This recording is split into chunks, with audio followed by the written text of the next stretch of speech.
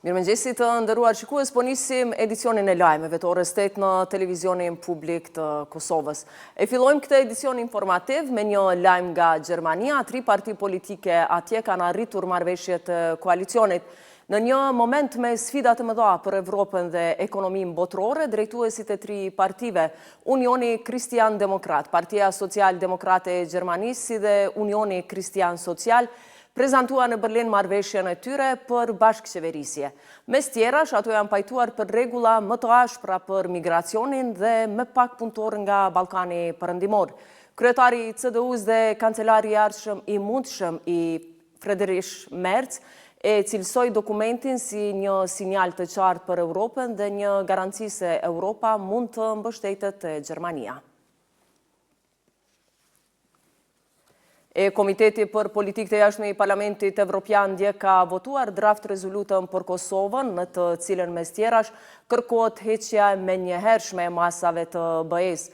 Autori i raportit është Riko Terres, raportues i këtij institucioni për Kosovën, i cili tashmë ka porositur se vendi i Kosovës është në BE. Keqardhje e veçantë shprehet që Serbia nuk i ka nxjerrë para drejtësisë kryesit e sulmit terrorist në Bans, përfshir ish nënkryetarin e listës serbe Milan Radojčić. Ndërkohë, deputetja britanike Alicia Kearns thirrjen e eurodeputetëve në draft raport të Komisionit për punët e jashtme të Parlamentit Evropian, ku kërkohet heqja e menjëhershme e masave të BE-s kundër Kosovës, e ka cilësuar si një zhvillim të vonuar, por të domosdoshëm. Kearns, e cila cilësoi këtë lajm si të vonuar prej kohësh dhe jashtëzakonisht të mirëpritur, me që sipas saj ekuilibri duhet të kthehet në botë dhe veçanërisht në qasjen e BE-s ndaj Ballkanit. Ajo shprehu shpresën që këto thirrje të merren parasysh. Masat e Bashkimit Evropian ndaj Kosovës ishin vendosur si reagim ndaj krizës në veri të vendit, sidomos pas tensioneve të grupeve kriminale në komunat me shumicë serbe në vitin 2023. Qendra Kosovare për studime të sigurisë njoftoi se faqja e saj në internet është nxjerrë jashtë funksionit si mas sigurie për shkak të sulmeve kibernetike që dyshohet se po ndodhin nga grupe hakerësh të lidhura me rrjetet ruse dhe ato serbe. Qendra bën të ditur se përkundër këtyre tentativave, faqja e saj mbetet e paprekur, edhe pse momentalisht është jashtë funksioni për shkaqe sigurie. Ndërkohë, ekipet e teknologjisë informative në kuadër të Qendrës Kosovare për studime të sigurisë janë duke trajtuar rastin me qëllim të funksionalizimit të faqes në internet.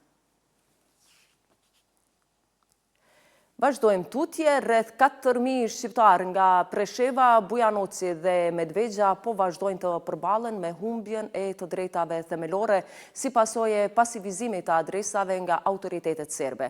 Organizatat për të drejtat e njeriut kërkojnë ndërprerjen e menjëhershme të kësaj praktike. Mira shqiptarë nga Presheva, Bujanoci dhe Medvegja prej vitesh mbeten pa të drejtë të vote, dokumente personale dhe qasje në shërbime bazë, për shkak të praktikës administrative të pasivizimit të adresave. Avokati Luka Jovanović, i cili përfaqëson disa prej qytetarëve të prekur në gjykatën administrative në Beograd, ka informuar edhe Parlamentin Evropian, duke paralajmëruar për një formë diskriminimi sistematik.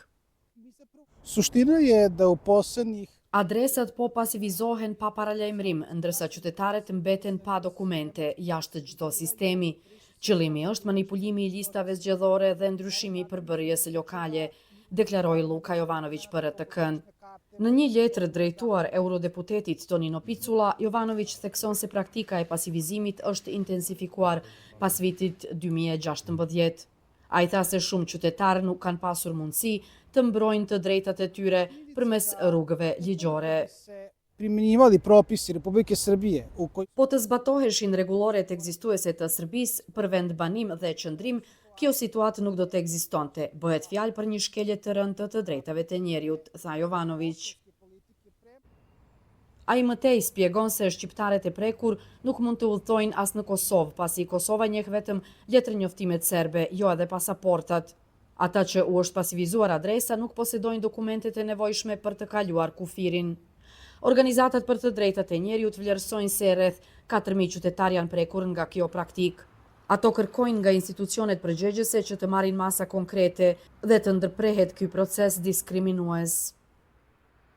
Të ndëruar shikues, ishin këto të gjitha informacionet e përgatitura për këtë edicion të lajmeve. Takohemi me informacionet e radhës në orën 9.